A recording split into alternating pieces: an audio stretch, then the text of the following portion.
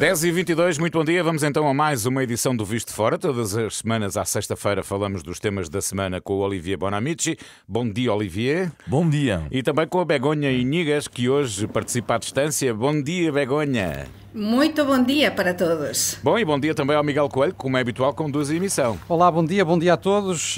Bem-vindos a mais uma edição do Visto de Fora. Vai ser mais uma edição muito direcionada para a análise ao que continua a acontecer na Ucrânia e também para o comentário àquilo que se está a passar nos diversos planos, humanitário, económico, etc. Não faltam temas.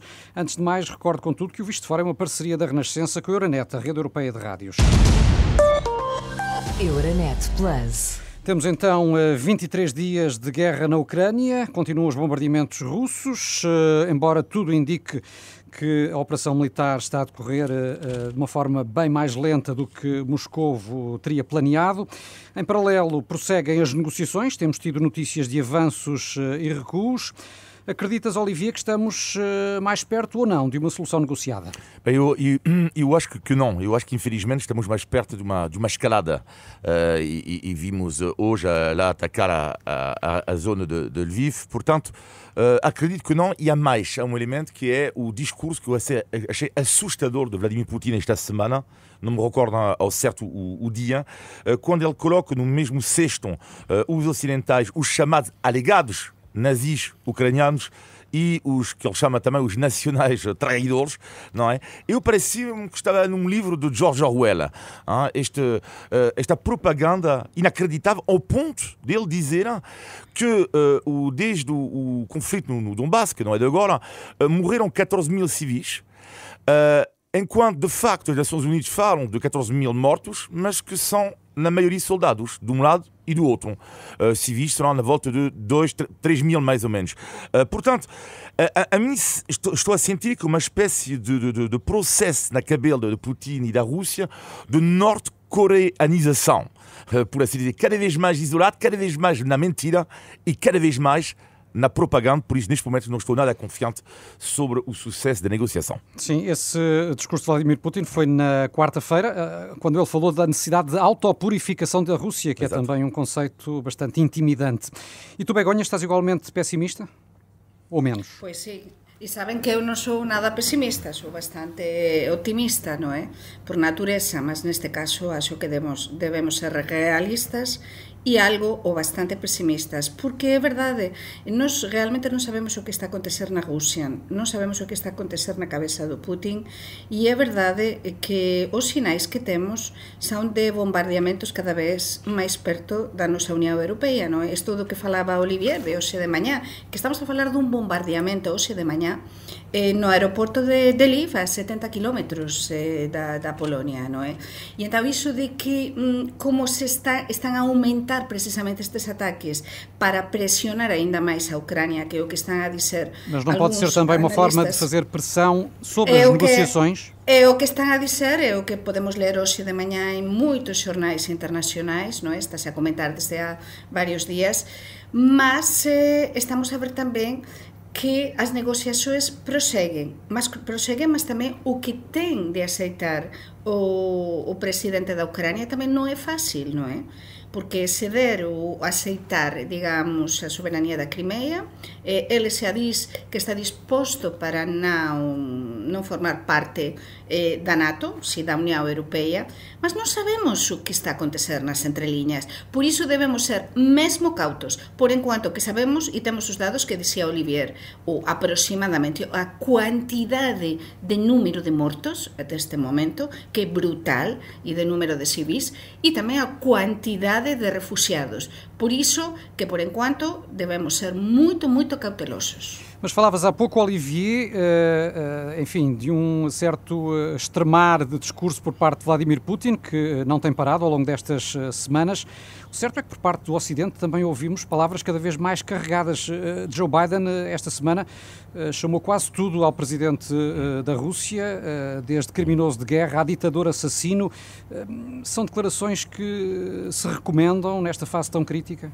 Não.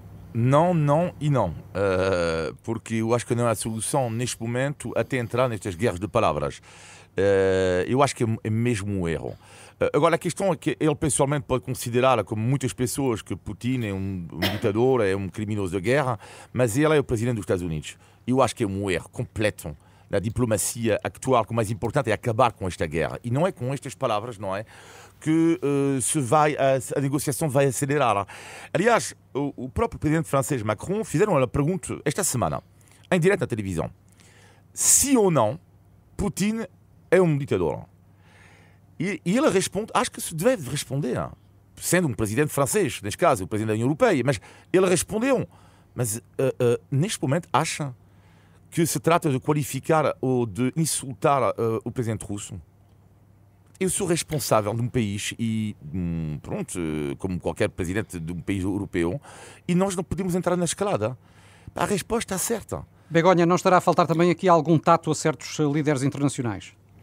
Ese tacto portugués, ese tacto diplomata portugués, non é? Há unha coisa maravillosa que ten Portugal, que é a diplomacia. A diplomacia portuguesa é das mellores do mundo. E iso sabemos, Olivier e eu, e acho que os nosos ouvintes deben de ser conscientes do papel importante que Portugal xogou nos últimos anos a nivel internacional. Temos o caso do Guterres, non é? Temos un portugués ao frente das Nações Unidas. E que faz o que pode, face às limitações que as próprias Nações Unidas enfrentam. Mas a diplomacia neste momento, se o temos dito neste programa nas últimas semanas, é fundamental. E então eu, a acrescentar o que estaba a dizer o meu colega Olivier, eu diría o seguinte, que evidentemente o presidente dos Estados Unidos non está a facer o seu mellor papel, está a ser demasiado agresivo nas súas palabras, mas eu penso que o camiño para procurar unha saída ten moito a ver con as presoes e as sansoes internacionais. Temos, por exemplo, para mí unha coisa positiva da parte dos Estados Unidos é a advertencia, por exemplo, dos Estados Unidos a China de que pode afrontar ou afrontará graves consecuencias se axudar a Rusia na guerra. E depois temos tamén o papel da Unión Europeia, o que se está a debatir nestes últimos días, imagino que vamos falar disto tamén máis para frente, de suspender a compra de gas ruso se a guerra se prolongar. É dizer, o que se trata aquí é de isolar, presionar. É verdade que isto, as repercusións son moito grandes na poboación civil, non é, tamén da Rusia, mas acho que o camiño pasa pela diplomacia e pela pressão económica e de sanções, porque é a única maneira. Referiste a pressão que os Estados Unidos procuram fazer também sobre Pequim. Joe Biden vai falar dentro de poucas horas com o presidente chinês, Olivier. É a primeira conversa entre os dois desde o início da guerra na Ucrânia. Sabemos que Xi Jinping tem mantido uma posição ambígua em relação à ofensiva russa. Que expectativas é que tens, se é que tens alguma, em relação a esta conversa entre Biden e Xi? Sim, vai ser interessante ver se a China muda um pouco, porque falaste, eu acho muito bem, da questão da ambiguidade. Ou pelo menos se define, não é? Sim, exatamente, porque é uma posição ambígua. Neste momento eu diria que a China está mais a pensar para a Rússia, do tipo, tu fazes o que tu quiseres, não é? Nós não vamos dizer que estás errado, mas é o teu problema, não é o nosso. É mais ou menos isto o discurso da China com a Rússia. Só que ao mesmo tempo, a Rússia não quer sanções económicas, sobretudo da OCDE, porque quase todos os países da OCDE são clientes da Rússia. E, portanto, está numa posição um pouco complexa, mas eu diria, tanto da China como da Turquia, como de Israel, são países chaves, na minha opinião. Porquê? Porque têm bom relacionamento com tanto a Rússia como a Ucrânia. E, portanto, seria importante, seria muito bom, claro, que a China assumisse um papel de mediador e deixasse um pouco esta neutralidade, não para combater a Rússia, porque sabemos que isto nunca vai acontecer, mas sim para ter um papel mais de mediador para encontrar uma solução. E a China tem também muito a ganhar, Begonha, na perspectiva em que, devolvendo a paz àquela zona do planeta, também devolve estabilidade à globalização e estes problemas económicos, aumento de combustíveis, problemas logísticos, etc., muito prejudicam a China enquanto potência comercial. Sim, prejudicam, mas nós não sabemos os acordos, o que tenham falado o Xi Jinping e o Putin, não é? Mas, sem dúvida, esta ambiguidade este oscurantismo, este doble xogo da China, por enquanto se está a beneficiar, mas sin dúbida un sinal de esperanza para nós é pensar iso que estabas a dizer tú, que se ela se envolver, as súas consecuencias económicas, máis unha vez estou a falar das consecuencias económicas para a China, que é a segunda potencia mundial, non é? Van ser brutais, non é? E o que falaba Olivier do envolvimento de outras nações dentro do que a diplomacia, as negociações, eu acrescentaría, estaban a falar da Turquía e tamén de Israel, pois ficaría en Israel, non é? O papel que pode xogar Israel, porque o relacionamento tamén con o Putin pode axudar aquí tamén bastante, e é dizer, cuantas máis vías de negociación existiren, acho que mellor para todos nós, non é? E algunha outra que, sin dúbida, nós descoñecemos, non é? Por que eu digo o seguinte? Por que se está a filtrar e por que se está a dizer internacionalmente que este conflito pode finalizar en breve, o que a guerra como tal material, non é? Depois virá un momento a posguerra que vai ser aínda máis dramática. Por que? Porque aquí hai informações que nós, por enquanto, desde fora, descoñecemos, non é? E então que nos fazem pensar que há várias vias negociais muito fortes neste momento ativadas. Mantenhamos a expectativa de que de um momento para o outro possa surgir uma boa notícia. Um facto indesmentível já é que em 23 dias mais de 3 milhões de pessoas tiveram de fugir da guerra. É o maior fluxo de refugiados desde a Segunda Guerra Mundial. Muitos continuam a depender da boa vontade dos voluntários, da sociedade civil, mas dá a ideia, Olivier, que continua a faltar coordenação europeia, coordenação ao nível dos Estados na recepção e encaminhamento dos refugiados, que tem aberto inclusive caminho à atuação de redes de tráfico humano. Temos assistido a várias denúncias, ainda esta semana tivemos aqui o Presidente da Câmara de Cascais, que foi à Roménia resgatar um grupo de refugiados e trazê-los para Portugal, denunciar que assistiu com os próprios olhos à atuação destas redes de tráfico humano na Roménia. Não deveria ter sido acautelado, a própria União Europeia não deveria ter organizado de uma forma mais institucional este encaminhamento dos refugiados? Sim, devia, mas também temos que ser honestos. A dimensão do exílio é algo impensável. Portanto, é muito complicado exigir à União Europeia ou a qualquer país da União Europeia, de um dia para o outro, encontrar uma solução rápida, simples, organizada para tantas pessoas que querem agora se refugiar. Portanto, sim, dá a ideia que a sociedade civil respondeu mais depressa do que a própria União Europeia enquanto instituição. Porquê? Porque sabemos que a arte do desarrasco, de uma certa forma, a sociedade civil é sempre mais simples, por assim dizer, do que nos governos, onde é preciso, muitas vezes, burocracia, que impedem que as coisas sejam mais rápidas. Mas, por exemplo, imagina, dou o exemplo da França, que são 100 mil pessoas que estão esperados em França, ucranianos, nas próximas 2 semanas. Como é evidente, isto é muito complicado em termos de organização, de alojamentos sociais, de casas de particulares. Ou seja, é preciso, e de facto, só para terminar, em relação a isto, eu não entendo como é que em Portugal, em França, em Espanha, em tudo isto, todos os países da União Europeia que vão acolher refugiados, como é que não se cria, em termos de guerra, um ministério especial sobre isto? Não estou a perceber, porque isto é muito mais do que tem que haver uma política transversal, aí se não apenas assim, um pouco de sal ali, um pouco de pimenta ali, um pouco de... Não, devia haver uma organização e, por que não, sim, um Ministério da Guerra, porque a Europa está, de uma certa forma, em guerra, está, de uma certa forma, a responder, pelo menos, a uma guerra, e é, sobretudo, preciso organização. Eu acho que isto se cria através do Secretário do Estado, ou alguém, uma espécie de... Olha, como houve com o Covid, com o Almirante, eu acho que faria todo o sentido haver o mesmo para os ucranianos. E em Espanha, como é que está a ser este processo, Begonha? Sim, mas eu queria acrescentar do que estava a dizer Olivier, que a chave de tudo isto também está no tema do timing, não é? A rapidez dos acontecimentos é tão brutal, estamos a falar de 23 dias. Então, essa expressão tão portuguesa de se desenrascar, que eu tanto gosto, não é? É muito mais fácil uma pessoa boa, solidária, que alugue uma caminhonete, que vá a uma paróquia ou alguém, qualquer grupo de uma ONG,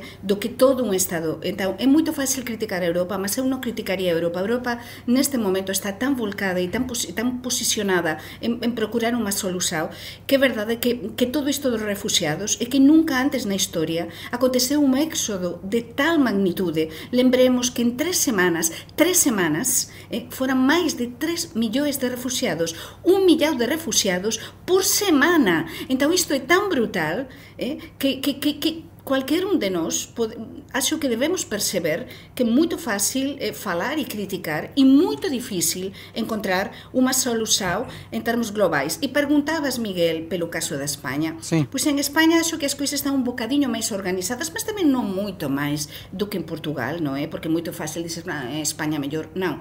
Eu falo mais bem do caso da Galiza, já falava semana passada, porque é algo que conheço mais de perto e, de feito, eu colaborei durante bastante tempo com várias ONGs e conheço o funcionamento. Na Galiza, por exemplo, há desde há muitos anos uma plataforma de organizações, de ONGs, que desde o primeiro momento se posicionaram em conjunto para tentar fazer ações em conjunto. A nível estatal, com 17 comunidades autónomas, como perceberán, não é nada fácil, não é? E estamos a viver algo muito parecido que acontece em Portugal, imagino que também na França, que ONGs a tentar axudar, o goberno tamén a tentar axudar, mas tamén bastante descoordinação, porque están a chegar, por exemplo, refugiados a comunidades autónomas, e eu poño aquí tamén o dedo no caso das crianças. Por exemplo, na Extremadura saiu moito unha noticia nos últimos días na España de 3 crianças, irmãos, que foram acollidos como tantos outros, como acontece em Portugal, por uma família desacompagnadas, de não é? Chegaram desacompagnadas. Claro, e não desacompagnadas, é que chegaram, estão numa família ótima, e então, como não há vagas nas escolas dessa localidade, cada um deles estão numa escola diferente. Então, há tal descoordinação, por isso que estamos a aprender. As próprias administrações locais e regionais têm de aprender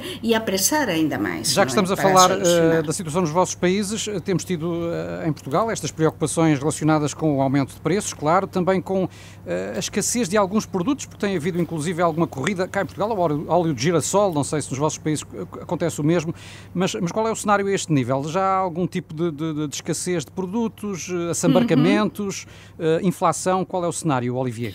Eu rapidamente diria que não há neste momento a situação de penúria em França, mas há o risco, de facto, nomeadamente do óleo de girassol, a faltar. Mas eu diria que neste momento ainda não há, mas vai acontecer, como é evidente. E em Espanha? Olha, eu teño todos os dados, posso dizer, e de feito estou neste momento a falar desde Vigo, que é unha cidade totalmente industrial e decisiva. Por exemplo, no sector naval, non é? Estamos a falar dun porto pues, como de Matosinhos, non é? Então, está todo parado, a flota pesqueira está parada. Sim, é o impacto económico ao nível das empresas. O impacto está a ser global e horrível en toda Galiza, por exemplo. Poño 2 exemplos que os nosos ouvintes van perceber. Todos coñecen a cervexa Estrela Galiza, por exemplo, Estrella Galicia, está parada a produção dunha cerveceira que é internacional. Estamos a falar das conservas Calvo. A conserva Calvo, a conserveira Calvo, é a máis importante da Galiza e a segunda de España. Parou a súa produção ontem por non ter óleo de xirasol. Nos supermercados, eu a facer as miñas pesquisas e as miñas compras, realmente xa faltan alimentos e falta sobre todo algúns frescos e faltan tamén, temos tamén o problema dos lácteos. A Galiza tamén acontece como o norte de Portugal, somos grandes produtores de leite e xa houve imensas protestas. Ontem en Vigo houve varias manifestações precisamente da parte dos produtores, da parte do sector naval, e para este domingo, non sei se amanhã ou no domingo, se organizou unha manifestação enorme en Madrid de todos os produtores do campo, de todo o campo español, precisamente a protestar por todo o que está a acontecer. Por iso que en España sí que se está a notar e as persoas sí que se están a mobilizar moito. Sim, infelizmente tudo indica que há uma situação com tendência para se agravar se esta guerra se prolongar. Gostava de ouvi-los sobre outros ângulos das consequências do conflito na Ucrânia, nomeadamente aquilo que estamos a assistir em vários países, que é a perseguição a cidadãos russos nas mais diversas áreas. Já não só, claro, os oligarcas, alvo de sanções, já não só desportistas, que de uma forma ou de outra poderiam ser associados à representação nacional russa, digamos assim, mas também artistas, até chefes de cozinha, etc. Pessoas das mais diversas áreas que estão a ser despedidas, afastadas, suspensas devido àquilo que se passa na Ucrânia. Isto tem justificação? Olivier, na tua perspectiva, é legítimo este tipo de atuação? Eu já falei disto aqui, queria reforçar um ponto aqui, que é, depende. Vamos imaginar um chefe música russa, que é Berezensky, achou de cabeça, não me recordo exatamente se isso se pronuncia bem o nome dele. Quando ele apoia o regime de Putin, é evidente que não há condições neste momento para ele trabalhar. Isto é evidente. Bom. Mas isso agora, é alguém que se associa ao regime. Sim, exatamente. Sim, já não há condições, como é evidente. Bom, agora, em geral, é evidente que é uma vergonha. Quer dizer, a perseguição do povo russo é pura e simplesmente uma vergonha. Eu falei aqui de bullying que existe nas escolas em relação a crianças russas que vivem em Portugal, e não só, que são insultados, que são maltratados pelos colegas. No outro dia, eu vou-vos contar uma história. Eu falei dele já uma vez aqui. Um chefe de cozinha russo que eu conheço disse-me, lágrimas nos olhos, que ele tinha, ele próprio, portanto, combate o regime de Putin, denuncia o regime de Putin. Ele teve lágrimas nos olhos porque o trabalho dele, ele teve várias encomendas para fazer na escola e tudo isso, e ele foi posto do lado. Foi posto do lado. Tipo, ou seja, como se fosse um cidadão de raça inferior. Isto não é normal. Não é normal. Não seria também uma área em que se justificaria uma pedagogia por parte dos governos, Begoña? Sim, sí, e sobretudo que os que coñecemos algo a historia, non é? Sabemos que estáse a repetir, ou pódese repetir, con máis forza aínda, porque agora vivemos nun mundo totalmente globalizado. O que aconteceu cos cidadaos da Alemanha, non é? Depois da Segunda Guerra Mundial, que aconteceu con a Alemanha? A Alemanha teve de pagar un preço aos alemães. São cicatrizes que ficam durante gerações. Durante gerações, e aconteceu até a propia Angela Merkel, non é? Que conta nas súas memorias. Mas neste caso, é que está a acontecer a mesma coisa, se está a repetir a historia por segunda vez em 50 anos, não é? Sabendo nós, claro, que nem todos os russos, longe disso, apoiam o regime, e temos tido manifestações contra o Kremlin todos os dias, e tivemos esta semana o caso daquela produtora da televisão russa, Marina Avsyanikova, que apresentou um cartaz durante uma emissão em direto, que acabou por ser detida, mas que se tornou um símbolo da resistência. Como é que viste este caso, Olivier? Bom, é evidente, isto parece-me óbvio, toda a gente diz que lição de coragem, mas vou mais longe do que isso.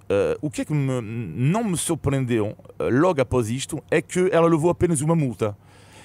E estranhamente eu estava à espera disso. Muitas pessoas diziam, ela vai levar... Eu tinha certeza que ela ia levar uma multa. Apenas isso só. Porquê?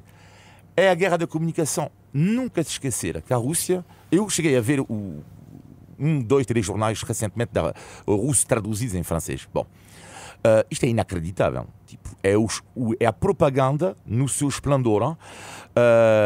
E a Rússia faz uma guerra híbrida, como se costuma dizer, a tal teoria do general Gerasimov, que é do exército, o chefe das Forças Armadas Russas, que é, ele considera que os meios não militares às vezes fazem mais estragos do que os meios militares. E ao condenar esta rapariga, claro que ela apareceu com um cartaz, se tivesse sido condenado a uma pena de prisão já, claro que era muito mal para a propaganda russa. E, portanto, foi no início, foi uma multa inicial, e depois logo se verá depois. Mas é isto. Isso. Mas depois logo se verá, iso continuo, porque isto fica moito ben, é dizer, entre aspas, o que dixe Olivier, acho que pensamos todos os xornalistas, e non só os xornalistas, cualquier persoa, non é? Está ben, o Putin non quer que agora se critique aínda máis, entón pronto, só é unha multa de o que equivale a 250 euros, máis ou menos. Mas o problema, agora temos de acompañar a esta señora, a esta xornalista, porque eu non dubidaría, e non dubido, e oxalá que os oxalá que non se cumpra o que estou a dizer, oxalá, que esta señora en poucos días pode, non sei, lle pode acontecer cualquier coisa, xa sabemos como é que actúa este regime, ou de aquí a un mes, ou de aquí a 2, pode ser condenada por cualquier outra coisa, e dizer, o que agora parece, e ela sabe o risco que corre, e dizer, isto era para tentar suavizar de cara á opinión pública internacional, non é? Que o regime non era, entre aspas, o regime ruso non é tan mau, non é? Muito Mas bem. isto non acabou ainda, realmente. Paulino, vamos ter de avançar. Deixa-me só lembrar que o Visto de Fora, que aqui fazemos todas as sextas-feiras, com Olivier Bonamici e Begonha Inigas, é uma parceria da Renascença com a Euronet, a rede europeia de rádios. Euronet Plus. Ora, muito bem, agora faltam 13 minutos para as 11, já vamos ao positivo e o negativo da semana, mas antes temos o habitual exercício de língua portuguesa para a Begonha e para o Olivier. É o sempre aguardado índice de Tugalidade. Índice de Tugalidade. Ora, nestes tempos tão complicados, já se viu que temos que ser persistentes, ou resilientes, como agora se diz. A tenacidade vence todas as dificuldades. Em Portugal temos um ditado muito conhecido que quer dizer isso mesmo. E o desafio que temos esta semana é para que o completem. Eu digo a primeira parte e vocês vão ter que completar a segunda. Isto eu adoro isto. Vamos. Porque eu nunca completo. O provérbio é este: água mole em pedra dura. Água mole em pedra dura. Ora, Não sei. Não há desculpa. Não sei. Este é dos Inventa. provérbios mais conhecidos. Água mole. Espera aí. Não, eu não sei. Os meus amigos não me enviam mensagens. Pode repetir. Água. Água mole em pedra dura. Água mole em pedra Tens direito a uma dura. ajuda Água mole telefónica, em pedra Olivier. dura. Fô, caramba. Os meus amigos já não têm amigos. Já deixei de ter amigos. Água mole em pedra dura, tanto bate até que fura. Nunca Cá ouviram está. isto? É persistência. Estão há 20 anos em Portugal. Exatamente.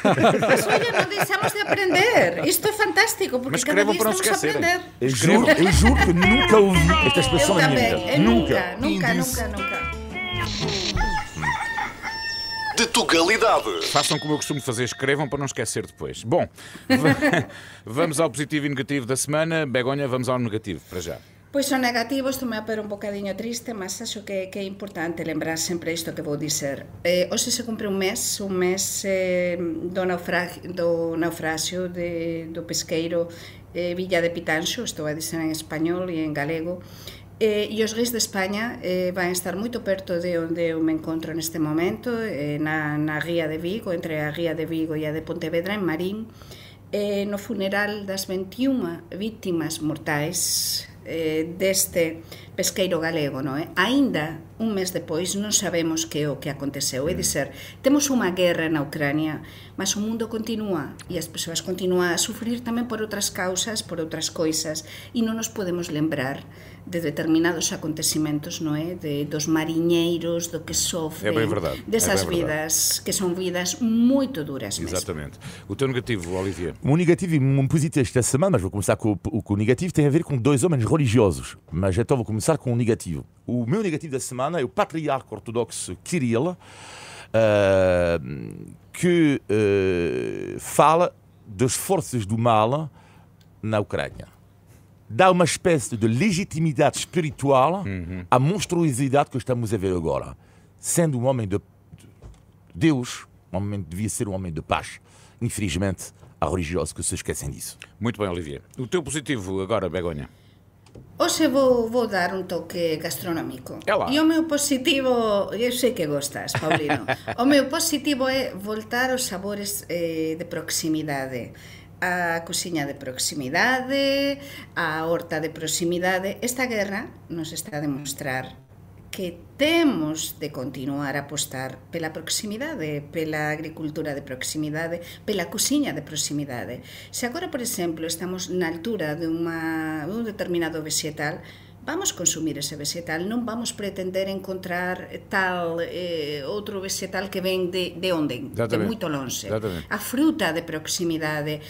Temos, por exemplo, os legumes, que son maravillosos, non é? Cociñar cos pratos que nos chamamos, por exemplo, na Galicia e no resto de España de culler, non é? Pratos óptimos.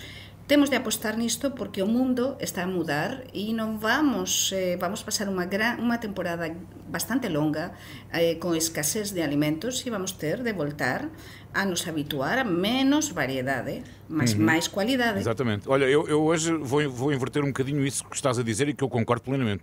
Porque vou ali almoçar ao grupo desportivo aqui perto da Renascença e a senhora outro dia perguntou-me se havia alguma coisa que me apetecia para hoje. E então eu pedi-lhe favas.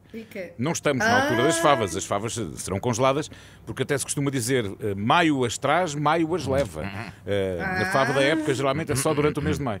Bom, o teu positivo, para terminar. É um positivo, um negativo, o patriarca Kirill, o positivo, dois religiosos, o Papa Francisco, homem de paz, mas lá neste caso eu vou mais destacar, se me permite, um padre ucraniano que está a resgatar neste momento 300 crianças na Ucrânia e este padre que trabalha em colaboração com as associações portuguesas, portanto, que vão acolher estas crianças, faz, portanto, uma beleza, uma grandeza de gesto assim, faz lembrar de uma frase de um escritor católico cujo nome me esqueci dele, mas que não me esqueci da frase: há homens que são santos e ainda bem que não o sabem. Muito bem, e é assim que fechamos mais um Visto de Fora. Todas as semanas conversamos aqui sobre a Europa, Portugal e os portugueses. Já sabe que os seus comentários e sugestões são muito bem-vindos. vistofora@rr.pt. Olivier, Begonha, Miguel e também a si que nos esteve a acompanhar. Bom fim de semana. Eu continuo até à 1 aqui na Renascença. Um abraço, bom fim de semana. Obrigado. Bom fim de semana.